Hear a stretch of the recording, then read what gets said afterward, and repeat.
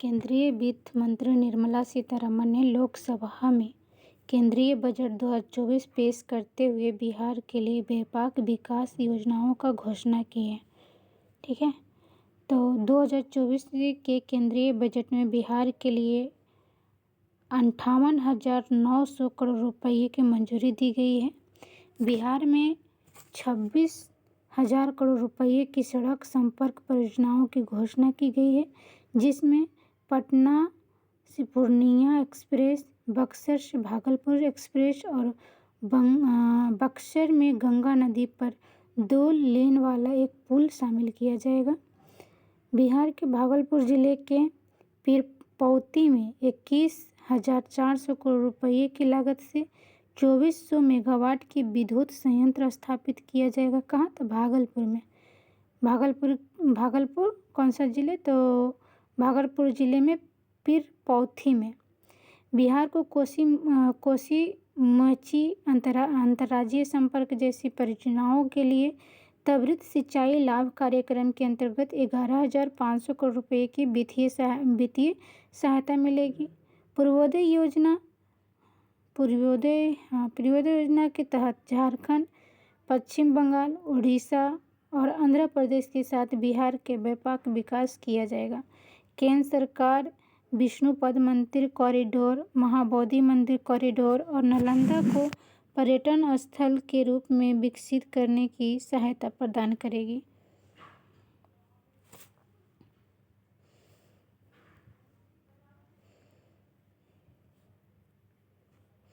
केंद्रीय बजट 2024 में बिहार के लिए विशेष पैकेज। बिहार को स्वीकृत कुल निधि 58,900 करोड़ रुपये, 26,000 करोड़ रुपये सड़क संपर्क परियोजना के लिए है।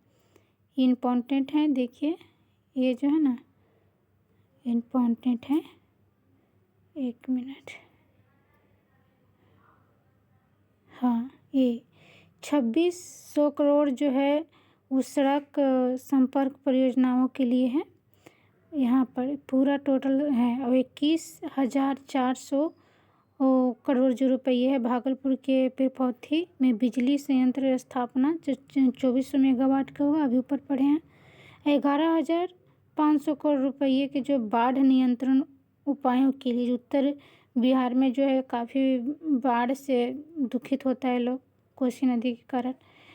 अब पूर्वोदय योजना क्या है कि अन्य पूर्वी राज्यों के साथ साथ बिहार के समग्र विकास, विष्णुपद मंदिर कॉरिडोर, महाबोधि मंदिर कॉरिडोर, नालंदा को पर्यटन स्थल के रूप में विकसित करना, राज्य में नए हवाई अड्डे, मेडिकल कॉलेज और खेल सुविधाओं का निर्माण पर ध्यान केंद्रित किया जाएगा। बहुपक्षीय विकास बैंक में एमडीबी में सहायक में तेजी लाई जाएगी। इस पर क्या क्या कार्य किया जाएगा ये हिसाब से दिया गया है। सर दूसरा पेज हम देख लेते हैं। अरे हाँ, केंद्र सरकार के बिहार में नए हवाई अड्डे, मेडिकल कॉलेज और खेल सुविधाओं के निर्माण की योजना। इसके तहत केंद्र सरकार अतिरिक्त वित्तीय सहायता के साथ पूंजी निवेश हेतु प्रोत्साहित करेगी। वित्त मंत्री ने कहा है कि बहुपक्षीय विकास बैंकों एमडीबीएस से सहायता के लिए बिहार सरकार अनुरोध पर शीघ्र कार्रवाई की जाएगी। बिहार का पहला एक्सप्रेसवे क्या है कि वन विभाग की मंजूरी नहीं मिलने के कारण बिहार के पहले एक्सप्रेसवे का निर्माण कार्य नहीं शुरू हो पा रहा है। वन विभाग की निष्क्रियता के कारण बिहार को उत्तर प्रदेश, झारखंड तथा पश्चिम बंगाल से जोड़ने वाले काशी कोलकाता एक्सप्रेसवे का निर्माण कार्य नहीं शुरू हो पा रहा है। काशी कोलकाता एक्सप्रेसवे को राज्य के 61वें राष्ट्रीय राजमार्ग NH के रूप में अधिसूचित किया गया है। यह सड़क जो बिहार का पहला एक्सप्रेसवे है। 6 लेने के इस एक्सप्रेसवे के बनने से वाराणसी से कोलकाता की दूरी जो है 14 घंटे बदले जो पहले 14 घंटा जो लगता था वो अब 7 घंटे की पूरी की जा सकेगी। आधा कम हो गया इसके बनने से। यह सड़क उत्तर प्रदेश के वाराणसी के रेवासा गांव आजकल गांव पूछ देता है, तो कौन सा गांव है याद रखिएगा। हम यहाँ हाईलाइट कर देते हैं। कौन सा कलर ले लें? येलो ले लेते हैं। तो रेवासा गांव, वाराणसी के रेवासा गांव के निकट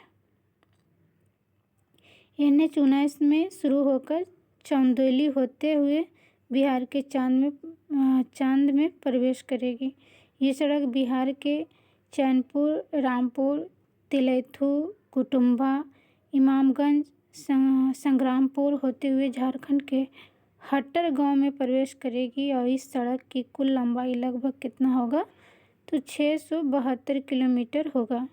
काशी कोलकाता एक्सप्रेसवे देखिए, राज्य सड़क की लंबाई किलोमीटर के सहित बिहार में जो है 161.60 किलोमीटर है। उत्तर प्रदेश में जो है 22.8 किलोमीटर है। झारखंड में 202.60 किलोमीटर है और पश्चिम बंगाल में 285 किलोमीटर है।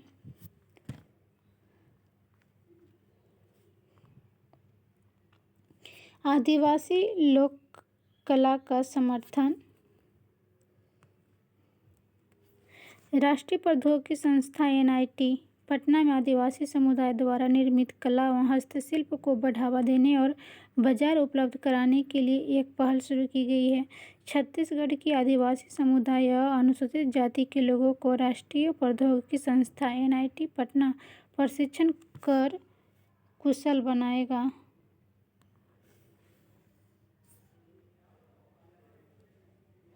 आदिवासी लोक कला को लोकप्रिय बनाने के लिए केंद्र सरकार ने IIT पटना को प्रोजेक्ट किया है। इसके लिए सरकार की ओर से 74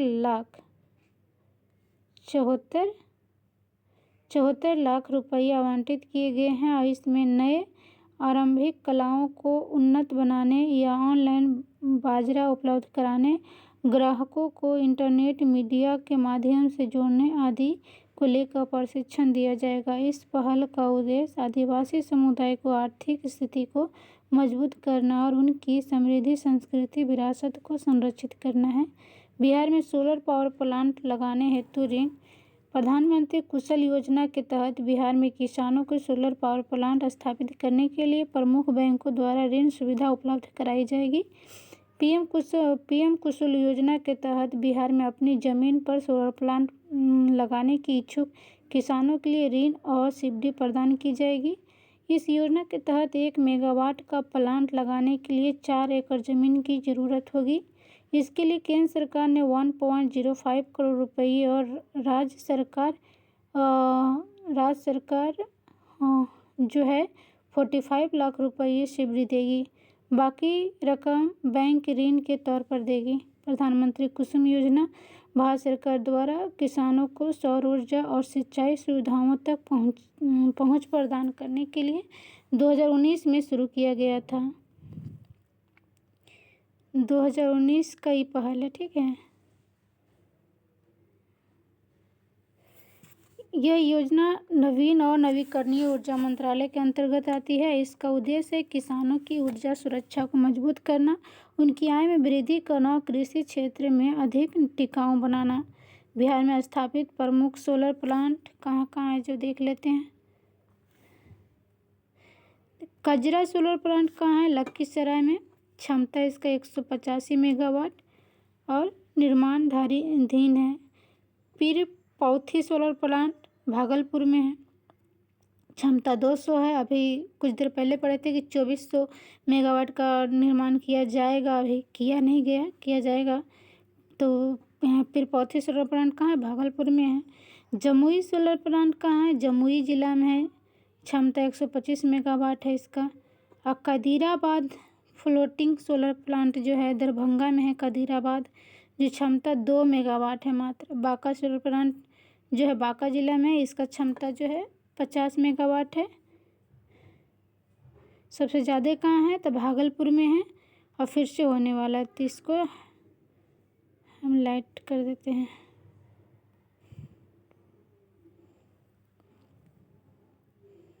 देखिए कहाँ कहाँ है जो चित्र के इसमें देख लीजिए। देखिए यहाँ पर है कटिबाद फ्लोटिंग सोलर प्लांट, फिर जमुई सौर ऊर्जा संयंत्र नीचे है, बांका, यहाँ बांका और ऊर्जा संयंत्र यहाँ है। इसके बाद देखिए सब जिला अपना एक नज़र देख लेने पर ना याद हो जाता है कहाँ कौन है। ये भागलपुर है। फिर पौथी सोलर ऊर्जा भी पढ़े थे, 200 मेगावाट की क्षमता रखता है। प्रति व्यक्ति अंडे की उपलब्धता, बिहार में प्रति व्यक्ति अंडे की उपलब्धता दुगनी करने के लिए रोड मैप तैयार किया जा रहा है। राज्य में अभी प्रति व्यक्ति सालाना 25 अंडे की उपलब्धता है। इसे बढ़ाकर 50 करने की लक्ष्य है। इसके लिए जीविका के माध्यम से 40,000 महिलाओं को चूजे भी दी जाएगी, मतलब कि मुर्गी पालन के लिए। राज्य में इस साल अंडा उत्पादन बढ़ाने के लिए 2 महत्वपूर्ण योजनाएं जल्द लागू की जाएगी। अभी राज्य के प्रतिदिन 50 से 55 लाख अंडा उत्पादन होता है, अर्थात प्रति वर्ष 182 से लेकर 200 करोड़ तक अंडा उत्पादन होता है। अतिरिक्त ज़रूरत को पूरा करने के लिए आंध्र प्रदेश और पश्चिम बंगाल से अंडे का आयात किया जाता है। बिहार में अंडा उत्पादन बढ़ाने के फॉर्म स्थापित करने हेतु सामान्यतः पिछड़ा या अति पिछड़ा वर्ग के किसानों को 30% और SC/ST वर्ग किसानों के 40% अनुदान दिया जाएगा। गोपालगंज 8,87,000 अंडा प्रतिदिन उत्पादन के साथ बिहार के प्रथम स्थान पर है, गोपालगंज। जबकि अरवल जो है 7,166 अंडा प्रतिदिन उत्पादन के साथ अंतिम स्थान पे है। राष्ट्रीय राजमार्ग पर सुरक्षा वाहनों की तैनाती किस तरह से वो देख लेते हैं। बिहार में चर्चा 2025 तक कुल 6215 किलोमीटर राष्ट्रीय राजमार्ग NH पर सुरक्षा वाहनों की तैनाती की जाएगी। इसके तहत 114 राजमार्ग गश्ती वाहन यातायात प्रबंधन और सुरक्षा के जिम्मा संभालेंगे। पहले चरण में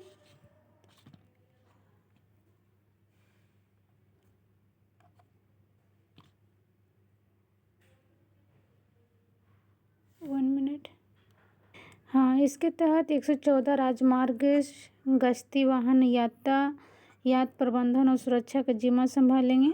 पहले चरण में लगभग हर 50 किलोमीटर पर एक वाहन तैनात रहेगा और इसके लिए पुलिस मुख्यालय को परिवहन विभाग से पहले चरण में उपकरणों सहित कुल 56 राजमार्ग गश्ती वाहन के लिए बजट उपलब्ध कराया गया है।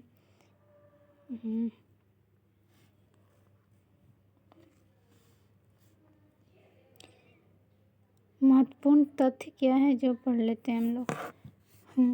बिहार में राष्ट्रीय राजमार्ग NH की कुल लंबाई 5,955 किलोमीटर है। राष्ट्रीय स्तर पर सड़क दुर्घटनाओं के मामले में बिहार 14वें स्थान पर है। कौन सा स्थान पे है दुर्घटना में? तो 14वें स्थान पे है। घातक सड़क दुर्घटनाओं के मामले में बिहार 7वें स्थान पर है।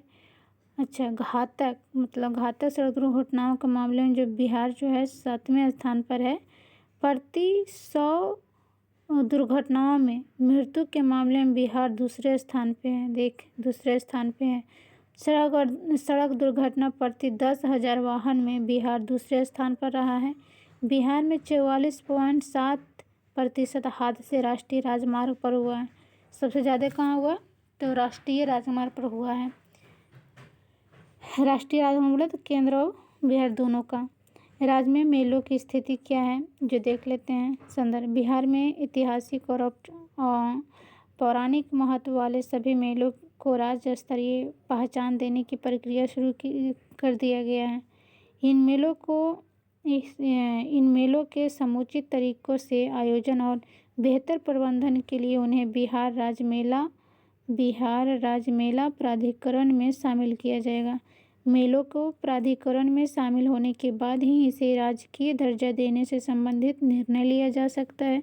राजस्व विभाग के मंत्री इस प्राधिकरण के अध्यक्ष होते हैं और इस प्राधिकरण के स्तर पर यह निर्णय लिया जाता है कि मेले की राजकीय मेले का दर्जा दिया जाए या नहीं। बिहार में कुल जो है 47 ऐतिहासिक और पौराणिक महत्व वाले मेले लगते हैं, किंतु इनमें से सिर्फ 14 मेले ही ऐसी है जिन्हें राजकीय मेले का दर्जा प्राप्त है। बिहार में आयोजित होने वाले महत्वपूर्ण मेले कहाँ कहाँ, कौन सा मेला है जो देख लेते हैं। देखिए, हरिहर क्षेत्र मेला जो है सोनपुर में लगता है, और पितृपक्ष मेला जो गया में लगता है, श्रावणी मेला भागलपुर में लगता है, और वैसी मेला वैसी मेला जो बांका में लगता है। बाबा केवल स्थान मेला समस्तीपुर में, कौन सा, बाबा केवल स्थान मेला जो समस्तीपुर में, और बाबा बिस्सुराव धाम मेला जो मधेपुरा में, बाबा बिस्सुराव धाम मेला मधेपुरा में, और बाबा केवल स्थान मेला समस्तीपुर में।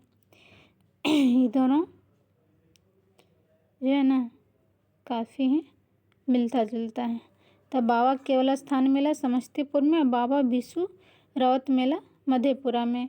देव छठ मेला औरंगाबाद में, और परशुराम मेला जो है पटना में, बाबा अमर सिंह समस्तीपुर में, और मलमास मेला जो राजगीर में लगता है, बहुत चर्चित भी है मलमास मेला।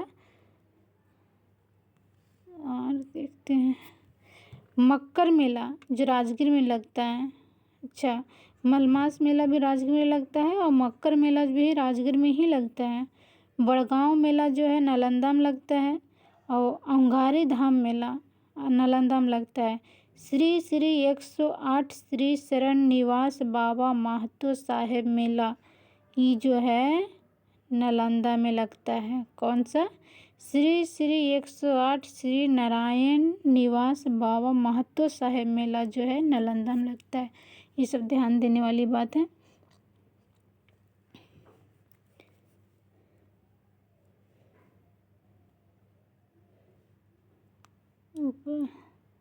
देखिए, भारी धातु प्रदूषण है जो देख लेते हैं। बिहार राज्य प्रदूषण नियंत्रण बोर्ड में एनजीटी के निर्देश पर राज्य के छह शहरों का अध्ययन कराया है। बिहार राज्य प्रदूषण नियंत्रण बोर्ड ने बिहार के 6 शहरों की हवा में मौजूद सीसा, आर्सेनिक और निकेल जैसी भारी धातुओं की मात्रा की जांच रिपोर्ट जारी की है। इन 6 शहरों में राजधानी पटना, मुजफ्फरपुर, दरभंगा, सासाराम, राजगीर और गया शामिल है। कौन कौन है, तो जो सीसा का मात्रा, आर्सेनिक की मात्रा, निकेल जैसी भारी धातुओं को जो प्रदूषित कल के 6 जिला कौन कौन है, तो 6 शहर कौन कौन है, तो ये जो राजधानी अपना पटना, मुजफ्फरपुर, दरभंगा, सासाराम, राजगीर और गया। इन सभी शहरों के तुलनात्मक अध्ययन में मापी गई 3 भारी धातुओं के मामले में राजगीर की हवा की गुणवत्ता सबसे अच्छी पाई गई है। क्या कहा है, इन सभी शहरों के तुलनात्मक अध्ययन में मापी गई 3 भारी धातुओं के मामले में राजगीर की हवा जो गुणवत्ता सबसे अच्छी पाई गई है। बिहार के इन 6 शहरों में पटना की हवा में सीसे की मात्रा सबसे अधिक है, और गया की हवा में जो है आर्सेनिक सबसे अधिक है। कल क्वेश्चन भी आया था इस पे कि बिहार में पटना में पटना की हवा में सीसे की मात्रा सबसे अधिक है, और गया की हवा में जो है आर्सेनिक सबसे अधिक है, और मुजफ्फरपुर की हवा में जो निकेल धातु की मात्रा सबसे अधिक है। तो कौन कौन है, पटना में जो है सीसा है, और गया में आर्सेनिक है, और मुजफ्फरपुर में जो है वो निकेल है। इस हवा की मात्रा में कौन कौन सी जो प्रदूषण इस तरह से धातु है वो चीज़ बताया गया इसमें। हवा में मौजूद 3 धातुओं की मात्रा किस तरह से है बताते हैं। देखिए, पटना में जो है सीसा, आर्सेनिक, निकेल, तो पटना में जो है 0.156 जो है वो सीसा है, आर्सेनिक 392 है जो सीसा है, सॉरी आर्सेनिक है, और 3.712 जो है निकेल है। ये बहुत दिक्कत होता है पढ़ाने में, एक बार ऐसे देख लीजिएगा, यहाँ पर बड़ा कर देते हैं, देख लीजिएगा, है ना। हम आगे पढ़ते हैं। पोषण वाटिका, ठीक है। हाल ही में बिहार सरकार ने राज्य में 35,000 प्राथमिक विद्यालयों के परिसर की मिट्टी की जांच कराने का निर्णय लिया है। मिट्टी की जांच कृषि विभाग की ओर से कराई जाएगी। मिट्टी की जांच के बाद पोषण वाटिका का निर्माण किया जाएगा। साथ ही प्रत्येक स्कूल का मृदा स्वास्थ्य कार्ड भी बनेगा। इसी कार्ड के अनुसार आगे की इसी कार्ड के अनुसार एक मिनट हाँ, साथ ही प्रत्येक स्कूल का मृदा स्वास्थ्य कार्ड भी बनेगा। इसी कार्ड के अनुसार आगे की कार्यवाही की जाएगी। इन पोषण वाटिकाओं का उद्देश्य बच्चों को पौष्टिक भोजन प्रदान करना और उन्हें जैविक खेती के बारे में शिक्षित करना। राज्य के 20,000 से अधिक स्कूलों में अभी पोषण वाटिका संचालित है। ठीक है, पोषण वाटिका स्कूल परिसर में बना एक छोटा सा बगीचा होता है जहाँ विभिन्न प्रकार के पौष्टिक सब्जियां, फल, जड़ी बूटियां उगाई जाती है। बिहार के प्रारंभिक विद्यालय में अंकुरण परियोजनाओं के अंतर्गत पोषण वाटिका का निर्माण किया जा रहा है।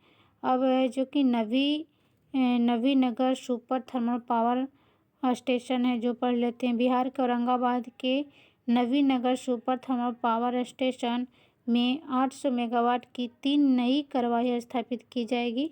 हाल ही में केंद्र सरकार ने बिहार के औरंगाबाद के Navinagar super thermal power station की क्षमता विस्तार स्टेज 2 को मंजूरी दे दी है। पर यहाँ पर 800 से लेकर 800 मेगावाट बिजली उत्पादन क्षमता वाली 3 नई इकाइयाँ स्थापित की जाएगी। यहाँ प्लांट 2029 तक बनकर तैयार होगा। कब तक बनकर तैयार होगा? 2029 तक बनकर तैयार होगा। वर्तमान में नवीनगर पावर स्टेशन के स्टेज 1 की 660 मेगावाट की 3 चालू इकाइयों से 1980 मेगावाट बिजली का उत्पादन हो रहा है और इसमें बिहार की हिस्सेदारी जो है 82.5% अर्थात 1634 मेगावाट है। स्टेज 2 चालू होने पर NSTPS परियोजना सर्वाधिक बिजली उत्पादन करने वाले देश की दूसरी सबसे बड़ी ताप विद्युत परियोजना बन जाएगी। वर्तमान में Vindhyachal super thermal power station देश का पहला और सबसे अधिक बिजली उत्पादन करने वाला बड़ा प्रोजेक्ट है, जहां लगभग 4800 मेगावाट बिजली का उत्पादन हो रहा है। कौन है? तो वर्तमान में Vindhyachal super thermal power station देश का पहला और सबसे अधिक बिजली उत्पादन करने वाला बड़ा प्रोजेक्ट है। अभी लगभग कितना कर रहा है? तो 4800 मेगावाट बिजली का उत्पादन हो रहा है। मुख्यमंत्री कन्या विवाह योजना के पढ़ते हैं इस योजना के बारे में। बिहार में मुख्यमंत्री कन्या विवाह योजना की राशि दुगनी करने का निर्णय लिया गया है। हाल ही में बिहार सरकार के समाज कल्याण विभाग को मुख्यमंत्री कन्या विवाह योजना राशि 5,000 से बढ़ाकर 10,000 करने का प्रस्ताव तैयार किया है।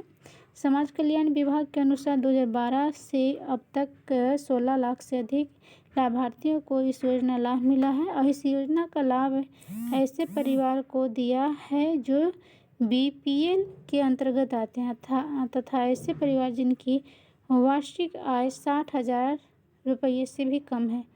मुख्यमंत्री कन्या विवाह योजना की शुरुआत 2007 में हुई थी। कब हुआ था? 2007 में हुई थी और इस योजना का उद्देश्य है कि निर्धन परिवार को लड़की की विवाह के समय आर्थिक सहायता, विवाह के निबंध को प्रोत्साहित करना, कन्या शिक्षा को प्रोत्साहित करना, बाल विवाह को रोकना। वर्तमान में बिहार के समाज कल्याण मंत्री मदन साहनी है। पूछ सकता है कि वर्तमान बिहार के समाज कल्याण मंत्री कौन है? तो मदन साहनी है।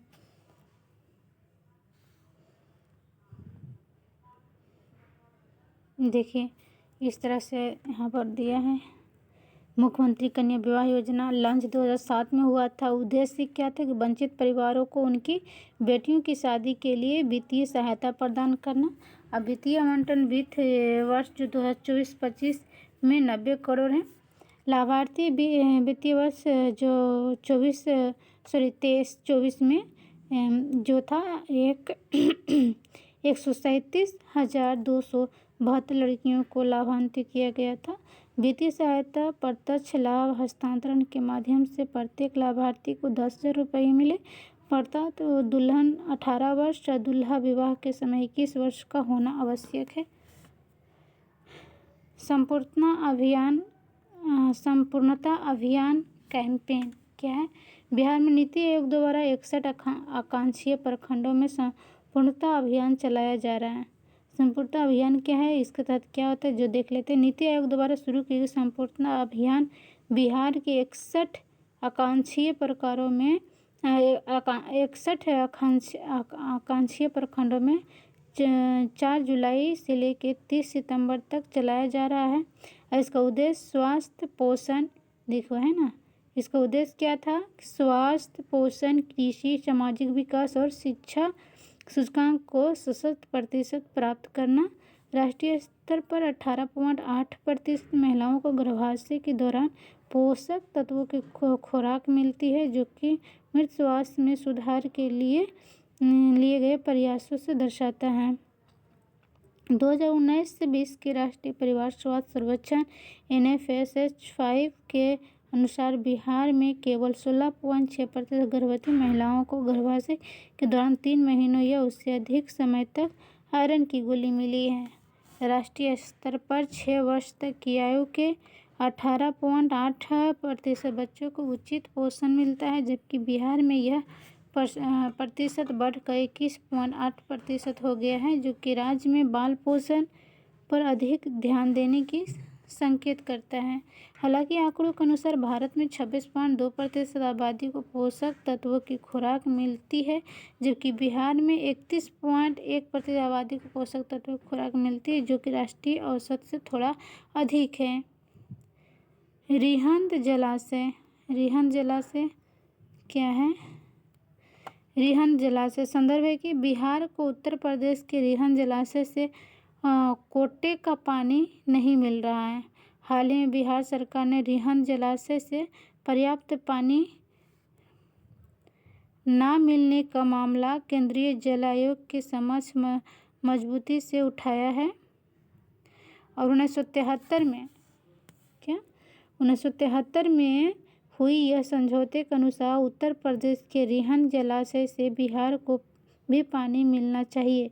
यह पानी सिंचाई और पेयजल आपूर्ति के लिए उपयोग किया जाता है। नहरों में पानी की कमी के कारण दक्षिण बिहार के किसानों को सिंचाई के लिए भारी मुश्किलों का सामना करना पड़ा और इससे दक्षिण बिहार के कुछ जिलों में सूखे जैसे पैदा हो गए, जिससे पेयजल संकट और भी गहरा हो गया। रिहंद जलाशय जो उत्तर प्रदेश के सोनभद्र जिले में स्थित है। रिहंद जलाशय जो है उत्तर प्रदेश के सोनभद्र जिले में स्थित है। यह रिहंद नदी पर बना है तथा भारत की सबसे बड़ा कृत्रिम जलाशय है रिहंद जलाशय। इसे गोविंद बल्लभ पंत सागर जलाशय के नाम से भी जाना जाता है। गोविंद बल्लभ पंत सागर जलाशय के नाम से भी जाना जाता है। बाढ़ समस्या पर समिति, बस लास्ट पेज है ये। केंद्र सरकार ने बिहार में हर वर्ष आने वाली बाढ़ की समस्या के समाधान के लिए 5 सदस्यीय उच्च स्तरीय समिति गठित की है। वित्त मंत्री निर्मला सीतारमण के निर्देश पर केंद्रीय जल आयोग ने 28 जून 2024 को 5 सदस्यीय समिति का गठन किया। लोअर गंगा बेसिन ऑर्गेनाइजेशन के मुख्य अभियंता अम्बरीश नायक इस समिति के अध्यक्ष बनाए गए हैं।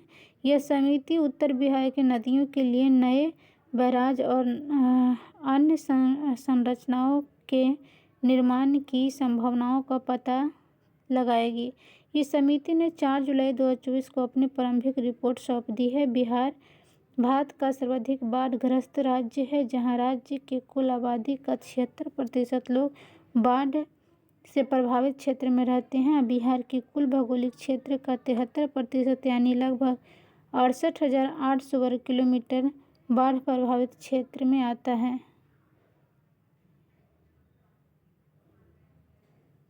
नेपाल में संग्रह उत्तर बिहार के मैदानी इलाका कई नदियों जैसे कोसी, गंडक, बूढ़ी गंडक, कमला बलान, बागमती इत्यादि क्षेत्र है। ये सभी नदियों बाढ़ प्रभावित क्षेत्र से होकर गुजरती है। अब जैन तीर्थंकर की प्रतिमा क्या है? 1 जुलाई 2024 को बिहार के सीतामढ़ी जिले में 3 जैन तीर्थंकर की प्रतिमा की स्थापना की गई है। सीतामढ़ी जिले में स्थित श्री मिथिलापुरी जी दिगंबर जैन तीर्थ